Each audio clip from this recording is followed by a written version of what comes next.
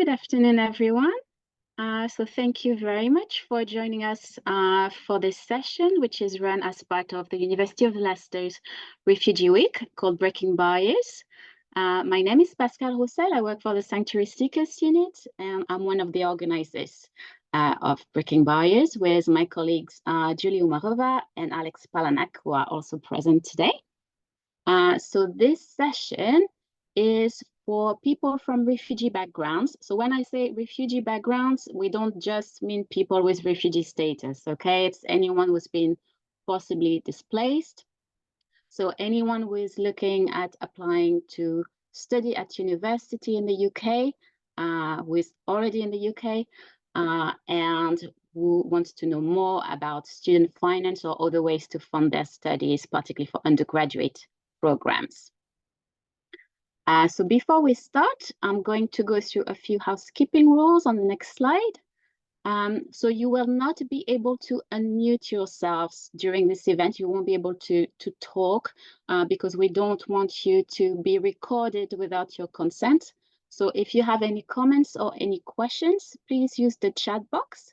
Actually, it would be nice if now you could just say hello in the chat. And it would be nice to know, a little bit about yourselves, maybe where you're joining us from, if you are someone who is applying to university, or if you are someone supporting people who want to go to university. Just a few words about yourselves. So please be kind and respectful, but you always are. If you have any technical issues or any concerns, you can send a private message to Julie through the chat.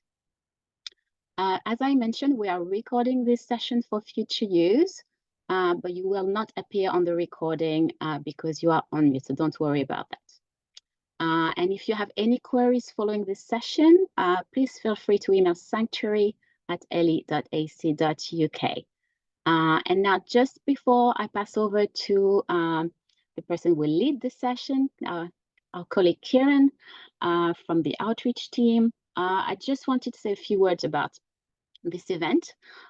So this is meant to give you some general information about what student finance is and other options to fund your studies if you do not qualify for student finance. I know all of you will have very specific personal circumstances, and we can't necessarily give you an answer on your specific situation in this session, but we could always get back to you later after the session, but we will address any general question as we can at the end of the session. All right, over to you, Kierun. Brilliant. Thank you very much. So yeah, my name is Kierun. I'm from the outreach team at the University of Leicester. I'm going to give a little bit of an overview on student finance and all things to do with money at university. And if you do have any questions at the end, please let us know. If you have any questions about Leicester in general, also let us know, because I went to university here, so I know it very well. But in the session, we're going to talk about what student finance is and who may be eligible, how to apply, and we'll go into the sort of scholarships, bursaries, and grants that are available at university. So, in terms of how it actually works, you need to see if you are first eligible for student finance. Now, I put some eligibility criteria on the slide here. Like I said, this is all being recorded, so you'll have access to this information afterwards as well. But again, if you have, if you're a refugee, humanitarian protection, a stateless person, this would mean that you qualify for student finance. Got some more criteria here as well. So, for example, if you or your family member have been granted leave under the collections and assistance policy, again, all these criteria would mean you are eligible. So if you've read some of these, whether it's on this slide or this side, and you think, yes, that applies to me, then brilliant, you're eligible for student finance. There's a QR code on the side as well. There'll be a few QR codes throughout this presentation, which again, you can scan either now or after the fact to get some more information about that slide in particular.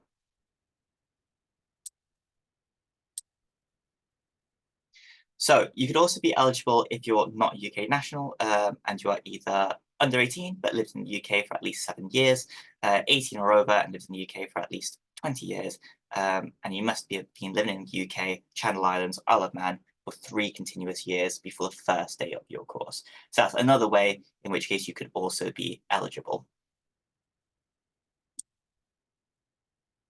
Now, this site is really, really useful, so I'd recommend it. So Refugee Education UK, it's a really useful resource to sort of help you understand different bits of information about, particularly related to your status and your situation, to see whether you are eligible for things like student finance and other sums of money. So again, that's Refugee Education UK. Really, really simple website to use, really lovely interface. So yeah, very much recommend that. If you are sitting there thinking, well, I'm a bit unsure about what I qualify for, that's a really useful tool to use. Now, onto student finance as a concept. So student finance is split into 3 different sections. There is the tuition fees, there is the maintenance loan, and then there is additional support. When we talk about scholarships and bursaries and grants and things like that, they do not actually come from student finance, they come from individual universities. So the University of Leicester will have lots of different bursaries and scholarships which are specific for the University of Leicester. But student finance is the body that's in charge of tuition fees, maintenance loans, and additional support. What are those? Well, we're going to go into that in a second. So tuition fees are basically the money that is used to give to the university to pay for your education. So most universities are up to £9,250 a year, and that money goes straight from student finance to your university. So you don't have to worry about it. You don't need to send it anywhere. That goes straight to the university on your behalf. Now, the money that you actually do get to see is something called the maintenance loan. Now, the maintenance loan is money given to you to help you live while you're at university. It's to help pay for accommodation, books, bills, and that is money that is your responsibility. Now, you can also put in for additional support as well, and that's things like disabled students allowance, childcare grants, and adult dependent grants. Again, all of that will be made quite clear on the student finance website. So just a little bit of a recap. Tuition fees, you don't need to worry about. That's handled automatically on your behalf. Maintenance loan is the money given to you throughout your university experience to help you live. And additional support is other pots of money run by student finance that you could potentially tap into. Now, these are the maintenance loans that students got in the 2023 to 2024 year. Unfortunately, the amounts for 2024 to 2025 haven't been released yet, but I do not imagine they will be drastically different. So how maintenance loans work is based on sort of your household income. If your household income is high, then your maintenance loan will be lower. If your household income is lower, then your maintenance loan will be higher. So it has household income on the side here, but the amount you get also changes depending on where you live in the UK. So if you're coming to Leicester, then you'd be living away from home outside of London, and that's the row of money that you'd be eligible for. But equally, students will get a bit more of their maintenance loan if they are living in London, just because London's more expensive than the rest of the UK. And you would also get slightly lower if you are staying at home as well. So again, it's broken down very simply over there. And like I said, the maintenance loan will increase and decrease depending on the household income that you have. If you live between 2 households, put down your primary caregiver, and that will be the amount of household income used to then calculate how much maintenance loan you will be getting. So when will you get paid? So your student finance entitlement will sort of tell you how much student finance you can get. You'll usually be paid in 3 installments for your maintenance loan. So like I said, the money going to you will always be the maintenance loan and additional support. Tuition fees get done automatically and sent straight to university.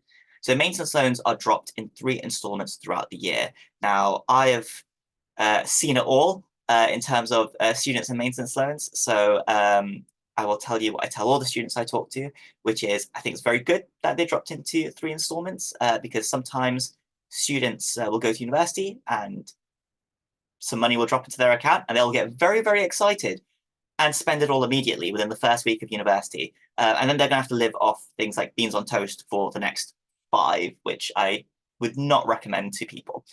So it's dropped in 3 installments. So you sort of get the first installment in the first term, and you try and make that last until the second, when the second installment drops. And that's how that sort of works. What I will say is if you do go to university and when you do have this money coming in, be sensible. Now, what that means is not save, because you need to try and find that balance. University is brilliant, it's exciting, and there are so many opportunities involved in it.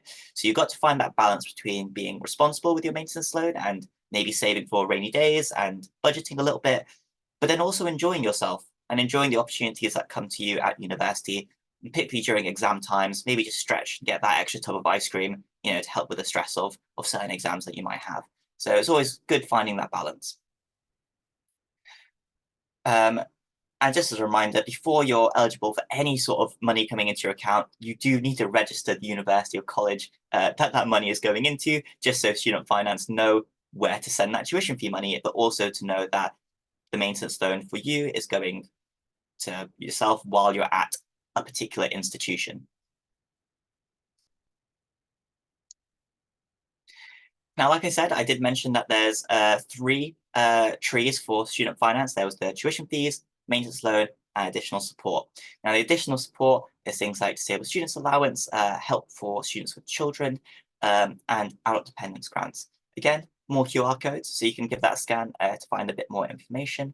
But again, lots of that information, and in fact, there's a really useful student finance calculator to see what you're exactly eligible for in terms of additional support. Now, in this job, I see lots and lots of misconceptions about student finance from students. So hopefully we can clear some of those up right now. So the big thing that I have students have the misconception of is that they think you go to university, you get this money and you borrow this money, and then you finish university, and then you have to pay all of it back. And that's not how it works.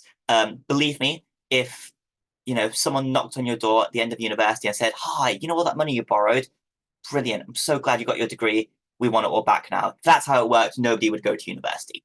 So how it actually works is once you finish your studies at university, you don't actually start paying any of that student finance back unless you're earning over £25,000 a year. After that, it's 9% of everything you earn over. So not 9% of the 25,000, it's 9% of anything you earn over it. After 40 years, if you've not paid all of it back, then it gets written off. Payments do not start until the April after you've completed your studies, so they won't start while you're at university. And there is no penalty for early repayment or overpayments at all. Student finance is not like any other loan you'll interact with in your life. It doesn't affect your credit scores. It doesn't affect applying for mortgages. It doesn't affect any of that. And in fact, lots of students will not actually pay their student loans off. I think it's going to be very unlikely that I pay my student loans off before that 40 years run out.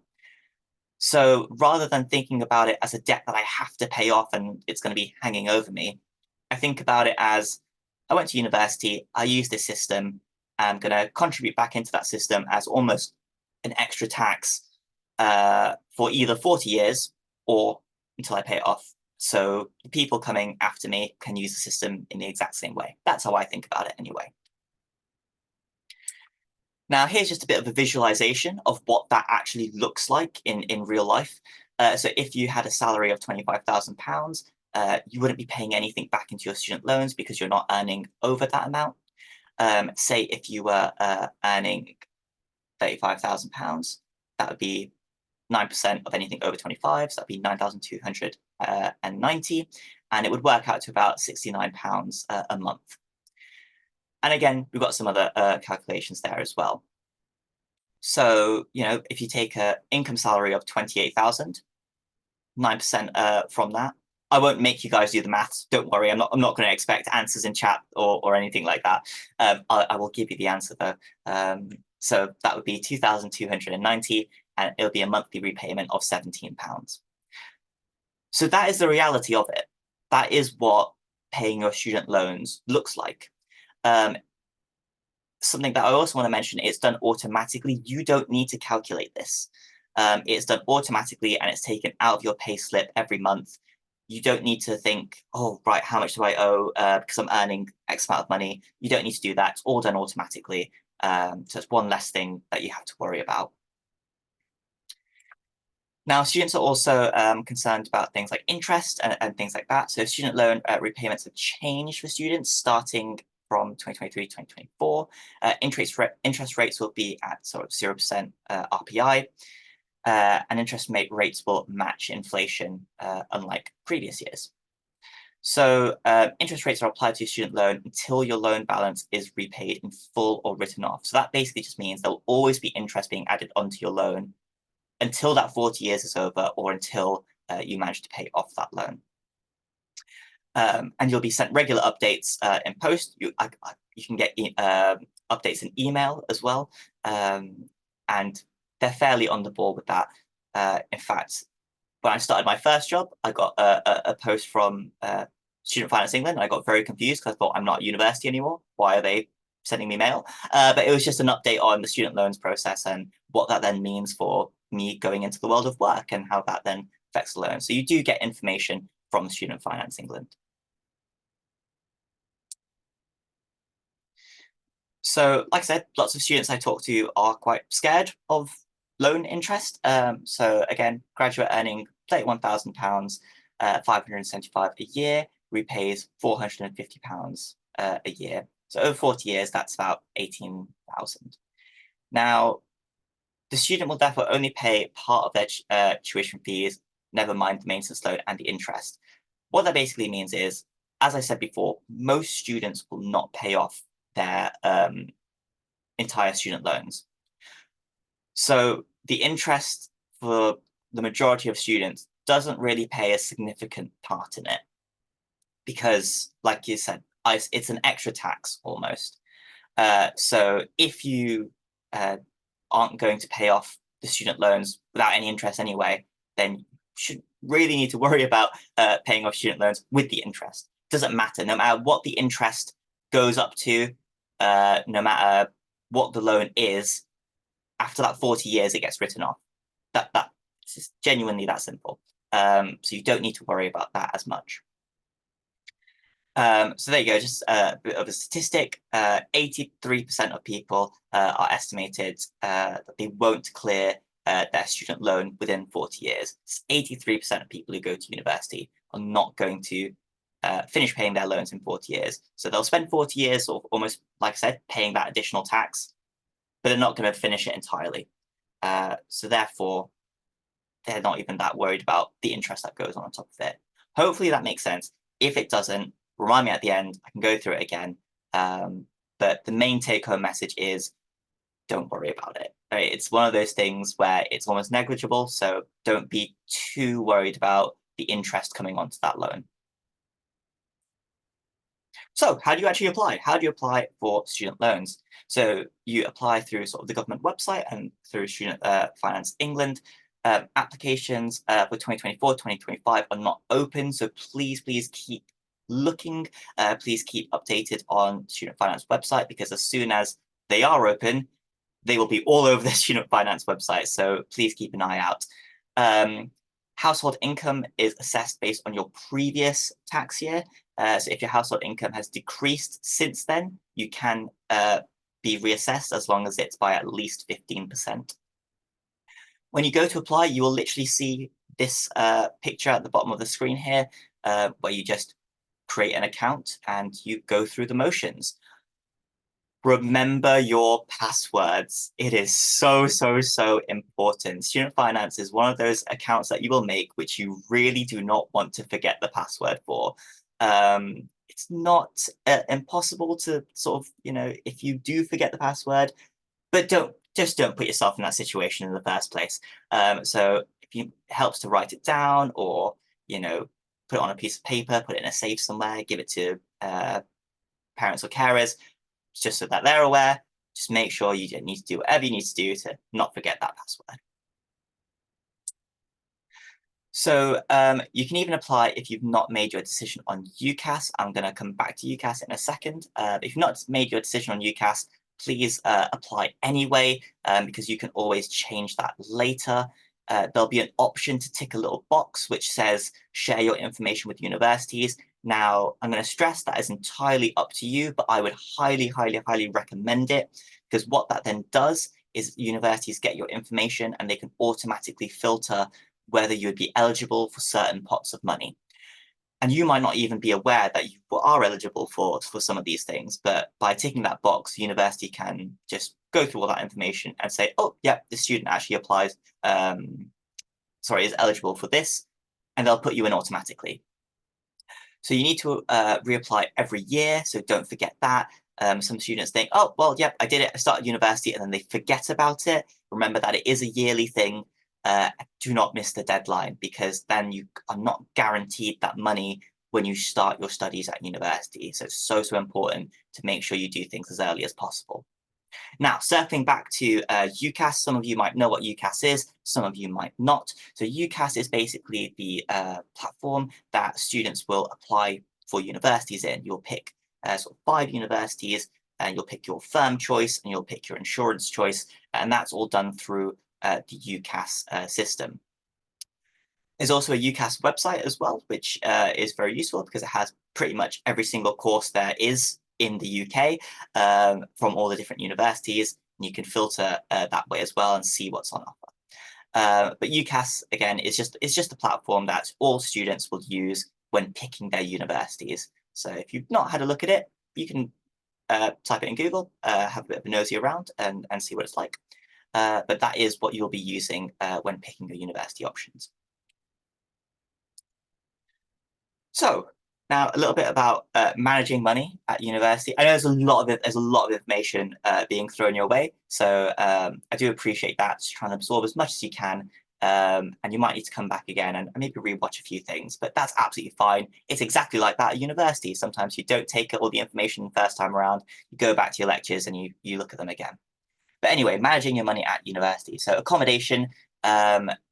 Always is dependent. Lots of universities will have different ranges of accommodation, which then vary at different prices. So Leicester, the cheapest accommodation is £90 a week, and then the most expensive is £165 a week. So there is a range to suit your budget. Groceries as well. So they utilize things like student discount. It's brilliant student discount, and yeah, just budget when you go to the supermarket and things, and £27 per week is usually a good start point, excluding takeaways. And like I said, don't exclude takeaways for the whole year, because again, university, treat yourself a little bit, but so goes back to what I said before about being sensible with that maintenance loan and making sure you're spending it correctly. Bills, first year in university accommodation, all the bills are included with the rent. That means you don't need to sort of worry about gas, electricity, water as a separate thing. It's all in one bit of rent, which comes out automatically from the university. But equally, students can go into house shares while they're studying at university and live in flats and things like that. And that may require you to do gas, electricity, and water separately. So it's just staying on top of that and making sure you're getting the right deals for that as well. And then course costs as well, money spent on going out on an average course. So about 3 times more than the actual course costs. So each course will differ, but do your research. Now, onto some scholarships and bursaries and grants. So if you're not eligible for student finance, if you have asylum seeker or limited leave to remain, then you will be charged at an international course fees. So that is higher course fees than obviously the national course fees. Now, Leicester University will charge you home fees if you send evidence of your status. More and more universities in the UK offer sanctuary scholarships, which is brilliant to see. and it also called Article 26, equal access scholarships. So for people in your situation, some scholarships are open to applicants with other immigration statuses as well. So scholarships are available each year and are very limited, which means it's very competitive. So making sure your applications are as amazing as they can be is really, really important. I think we're going to talk a little bit later on about how you make an amazing application and what scholarships are actually looking for when reading your applications. So when you're considering if you need a scholarship in the UK, undergraduate applications are made through the UCAS system. So again, back to UCAS again. Students can apply up to 5 different courses / universities, and they can only apply for universities who offer the scholarships to maximize your chances. Now, use the Display Student Opportunities UK portal to look for those scholarships. Not all scholarships are the same, so please check the conditions very carefully. And getting a scholarship could impact your NASS support as well and accommodation. So again, this is just what you'd be greeted with when going onto the website. That is the website link and the QR code if you want to quickly make a note of that. Now, Leicester University has a range of scholarships, and like I said before, scholarships and bursaries are one of those things which vary from university to university. It doesn't have anything to do with student finance necessarily. So sanctuary scholarships, fee waivers are at Leicester, care leaver bursaries, the University of Leicester scholarship, sports scholarships, mature students ones, and ones for music and choral support. Just be aware, scholarships and bursaries can potentially change year on year. Maybe universities might introduce a new scholarship or bursary. Maybe they might remove an old one, or maybe revamp an old one with different criteria. So they're not things which are always guaranteed to stay the same year on year. So again, it's one of those things to make sure you keep an eye out for. I'm going to hand it over back to Pascal to talk a little bit about the sanctuary scholarships. Thank you very much, Kierun. All right, so I hope you're all following. We know it's a lot of information to take in, but we will send the slides later so you can refer back to them as well. So as Kierun mentioned, if you do not qualify for student finance, so particularly if you've got asylum seeker status or maybe limited leave to remain or discretionary leave to remain, you will need to look at other options to fund your studies. And the main option you will have is applying for a sanctuary scholarship. As Kierun mentioned, so when you apply for your courses, when you pick your universities, we strongly encourage you to only pick universities that do offer sanctuary scholarships to maximize your chance to go to university, because yes, there are not enough scholarships, unfortunately, for everyone. They are very competitive. So you may not, get one the first year you try. If you do not, please do not get discouraged. Keep trying. It's not a reflection on yourself. It's just, we only have few scholarships we can offer every year, and we try to offer it to the people who we feel needed the more based on their application and what they've told us. So it is very important to spend time writing your application and considering what is important to tell us. So now we'll talk about our sanctuary scholarships at the University of Leicester. So applications have actually just opened. So when you have a look on our website, you will now be able to see the updated details for application for September 2024 start. So we offer 4 scholarships per year, but 2 are for undergraduate programs.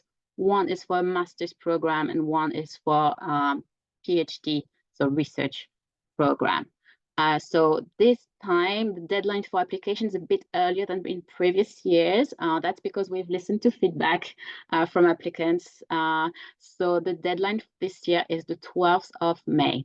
Okay, so make sure you do not miss that deadline, because we will not be able to accept applications that are received after that. And you will also need to make sure you provide evidence of your current immigration status to the admissions team. But again, you can find all the detail on our website, and we also have information about other type of scholarships that we offer at the University of Leicester for people from refugee background.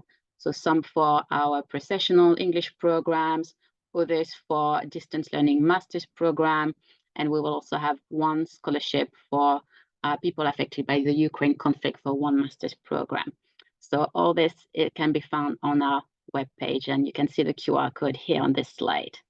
Next, please, Kieran. Okay, so one question we often have is what criteria the universities tend to use to select sanctuary scholars. So at the University of Leicester, and we're not the only one, we are trying to follow criteria that were developed by like kind of nationally by Article 26. They were the first one to offer this kind of scholarships. So we really try to stick to those so that you don't have to write a lot of different statements and spend too much time on those things. Next slide, please. So I'm not going to go into all the detail, but what is really the main thing we look at is like the barriers that you have faced or are still facing to access education. So of course, one obstacle is not being able to fund your studies, not be eligible for student finance, but it could also be you've had interruptions to your studies. There is a wide variety of things, but it's mostly the barriers, like the difficulties, the challenges you're experiencing to access education or that you have faced in the past. You don't have to share anything you don't feel comfortable sharing. We don't want to cause any distress when you write your applications, but at the same time, this is the information we will use to make our decision. Also, I just want to note that before you can apply for a sanctuary scholarship, you need to have applied for a course at our university and you need to have received an offer. So that's the first step because you still need to meet the course requirement, and that is a requirement of the course, not the scholarship. So those are two separate things. When we look at the scholarship, we're not looking at who is, a star of their, in their studies, who has got lots of academic achievement. That's not what we're looking at. We're looking at your circumstances and challenges, but you do need to meet the course requirements, and that's something that the admissions team will be looking at. So that are two separate things. In the next slide, there's a little bit more detail, but I'm not going to go into detail, but that shows you how we would look at people's circumstances. So I mentioned interruption to prior studies, your current immigration status, so if you're likely to get refugee status or be able to access student finance in the near future or not. It's like, yeah, your current circumstances as well. Next. Okay, back to Kieran for this one. Brilliant. So yeah, we also have something called Citizens of Change 100 Scholarship. Now, please note this is only for students who are applying for September 2024. So when you're if you're starting your studies in September 2024, you can apply for this scholarship. As I said before, sometimes scholarships change year on, year out. This is one that is going to be for this year, but next year we might add some changes. So that's why it's only for students starting in September this year. So what's on offer? There's 50 scholarships for UK students and 25 scholarships for 25 other scholarships for UK students, and they will be either £7,500 or £15,000 for your 3 years at the course. Any student who has applied for the University of Leicester who holds an offer can apply for this scholarship. And successful applicants will need to have made Leicester their firm choice. So again, that's something that you can do on that UCAS platform. They'll need to make Leicester their firm choice and have met the conditions of their offer. So how people actually apply is you create a short video, about 60 seconds maximum, answer the question, what do you want to change? Now, I've seen some of these videos from students applying for a scholarship, and some of them are brilliant. And you can talk about just what you want to change, whether that's in the world, whether that's within a particular area, whether that's in a field that you're really interested in, but what do you want to change? So a short video, and that would be almost your application for that scholarship. So you'd submit your video by completing sort of change 100 submission form. And again, if your video is created on TikTok or Instagram, you can also just tag the university as well as as part of your submission. So there are also alternative funding sources as well that I just wanted to touch on a little bit. So we have Sharia compliant sources of funding. So again, National Zakat Foundation is a link there. I would recommend you just going to have a look and seeing some of the information there if this is something you'd be interested in. Some banks have Sharia compliant loans, particularly in the UK. So please search around to see if any of the banks that you may want to be with or you currently are with offer those sorts of things. You can also always fundraise. There's local community service and obviously part-time work as well. For those who have the right to work can also boost for that income. And there's also other charities as well which can help with this, which again, got another website link there for people to have a look at.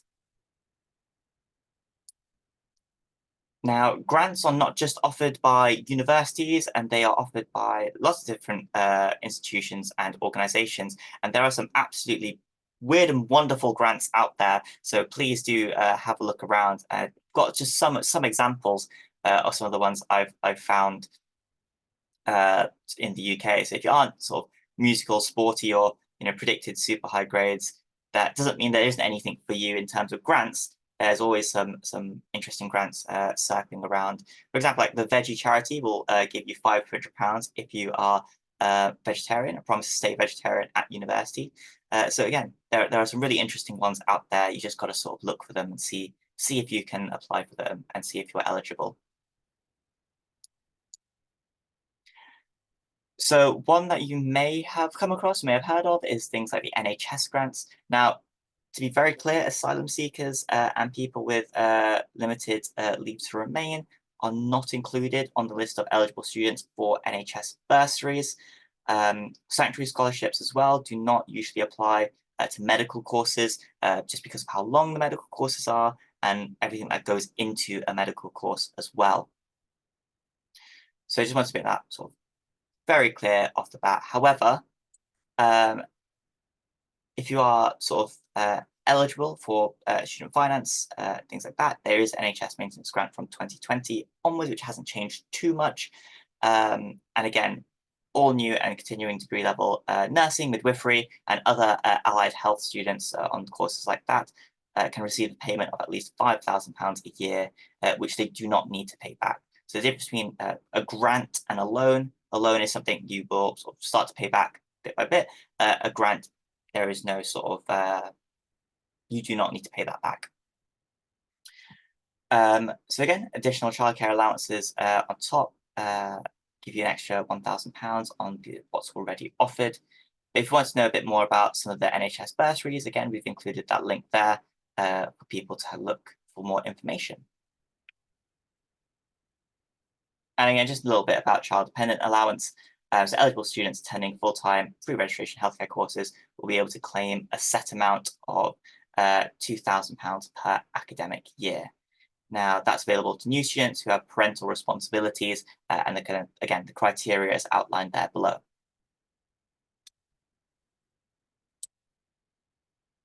And the NHS, it can also support on travel and accommodation expenses. So you might potentially be eligible for that. Again, rather than going through a lot of information about it, which is a whole page on the NHS website, I would just put a link in the slides there, or a QR code, again, for you to have a look at while you're doing your own research. Any of these links, any of these resources, slides will be sent around to everyone. So don't worry if you think, oh, I've not taken a picture of that slide and it was, 12 slides ago. Don't worry, we will pass this information around so you'll have enough time and adequate time to do the research that you want to do. Now, it's a lot of information from me, lots of numbers, lots of sort of things, but hopefully I've broken that down in quite a simple way, talking about student finance, and hopefully not as a scary way as you thought that it might be. So I hope you are leaving the session with more information than you came in with, and hopefully I've cleared up some bits and bobs for you. But yeah, thank you very much for listening. And if anyone has any questions about student finance, about money at university, university in general, or anything specific to Leicester, then please let us know in the chat. Thank you, Kierun.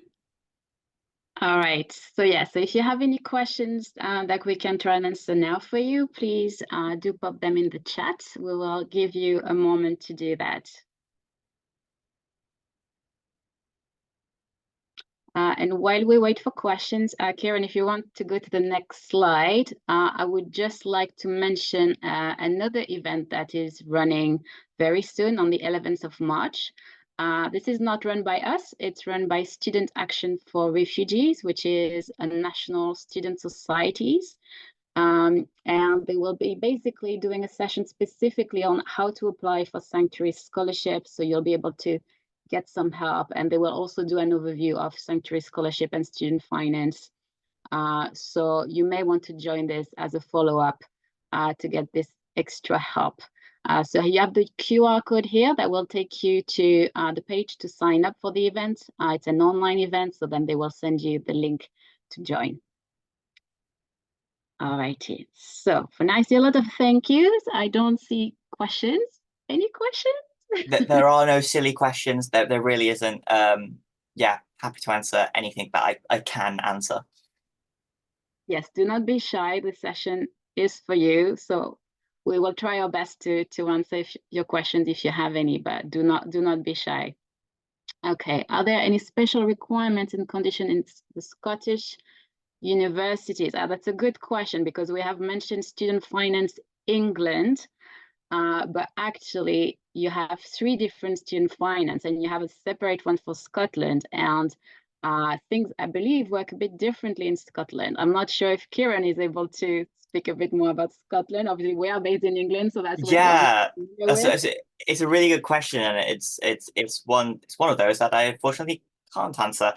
So a lot of my work will revolve with information to do with Student Finance England. I'm not quite too well versed on the sort of Scottish university systems over there, so I don't want to guess. I don't want to give you any false information. But I think the best thing I would do to find out some more information about this is one. Just go same as Student Finance England. Scotland will have very similar website for that. So I just look on that version of their website and see if there are any differences or anything that you need to do in particular. Sorry, I can't. That isn't sort of a very solid answer for you, but yeah, there will be a Scottish equivalent of Student Finance England online. So please go to that site and see if there's information there for you.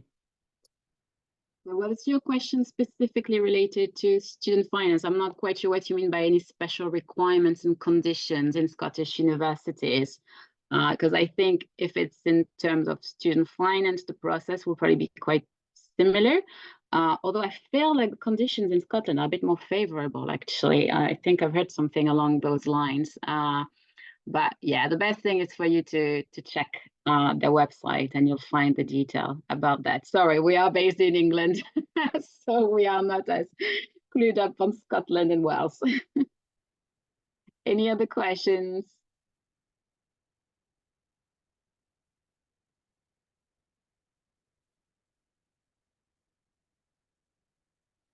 Do not be shy.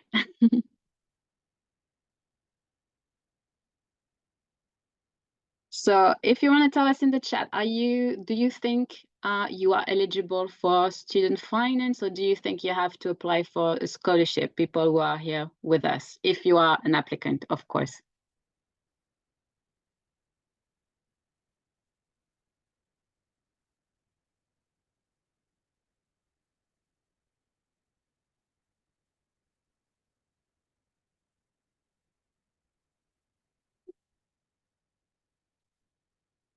No answer. Well, I'll give it another few minutes. Okay, we've got someone who's an asylum seeker. Okay, all right. So you would need to apply for a scholarship. So yeah, we very much recommend you check the Displaced Opportunities website, because it will tell you about all scholarships that are available throughout the UK from all the universities. We do have scholarship, particularly for people from, in similar backgrounds. So have a look at the whole list, but also make sure that you check the different type of scholarships, because they're all a bit different. Different universities offer slightly different packages, and the application process or the deadline for applications can also vary. So make sure you check the detail. Okay. Kierun has also shared a link to a website for the person who was interested in how things work in Scotland. Thank you, Kierun.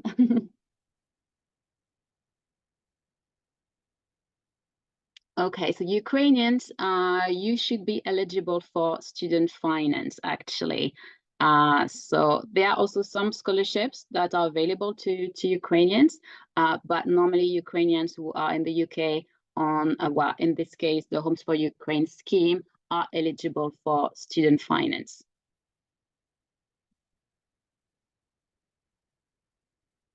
So that was in the slide we showed at the very beginning, but I realized there was a lot of information and a long list of statuses. So yeah, but you should be fine. I mean, I think I'll just jump in there. So for Ukrainians, there are some sanctuary scholarships, like some specific ones, which are available to people who are affected by the Ukraine conflict and who have been displaced. So actually at the University of Leicester, King's College London, Open University and Newcastle University, there is something which is called a Ukraine Conflict Sanctuary Scholarship or a Pathway to Scholarship. So this year there is, I believe, one master's level scholarship available at each of those 4 universities.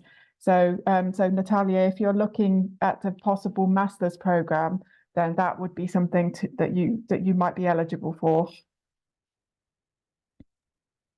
What about Arab? So yes, so I believe for any Afghan schemes that will be very similar. You should be eligible for student finance if in the EU and the UK under one of those schemes. But again, always good to double check, the detail. Everyone has got slightly different circumstances, but you should be eligible as well.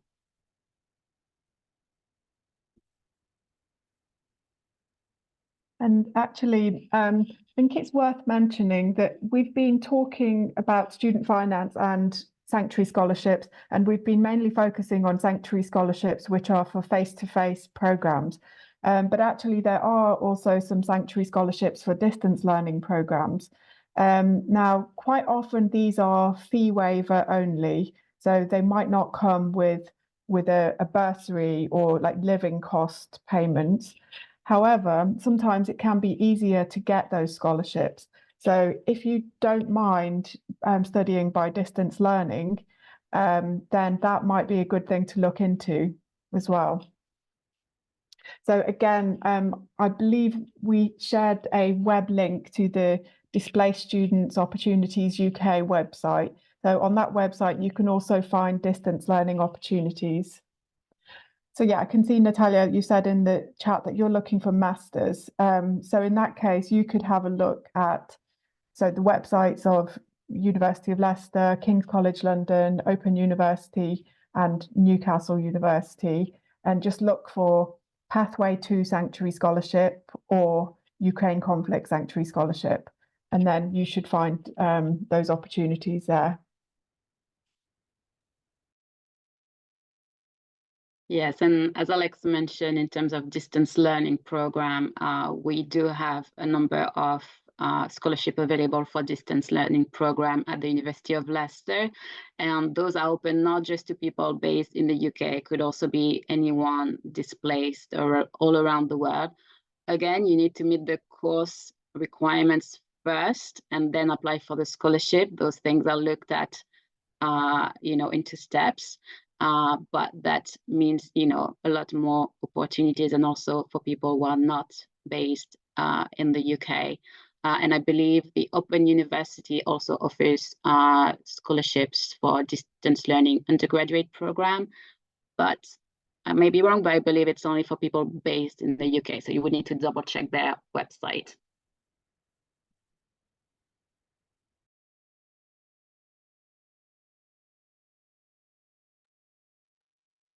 Okay, so are there any more questions from anyone?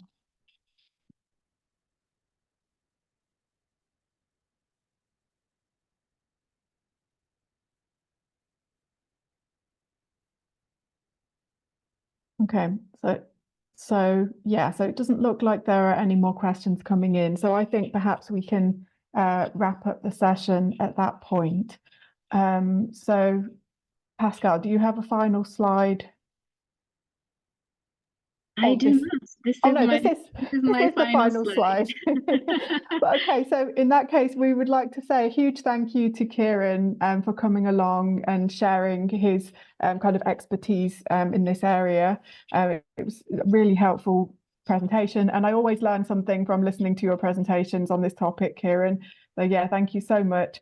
And we hope that that everybody here found it helpful as well. And as you know, we've recorded this session, so if you do need to revisit any of the details, you can listen again, and we will share the slides as well with you, so you can go and have another look at some of these links. So yeah, thank you so much, everybody, for coming, and good luck with your applications. Thank you all. Bye. Thank you, everyone.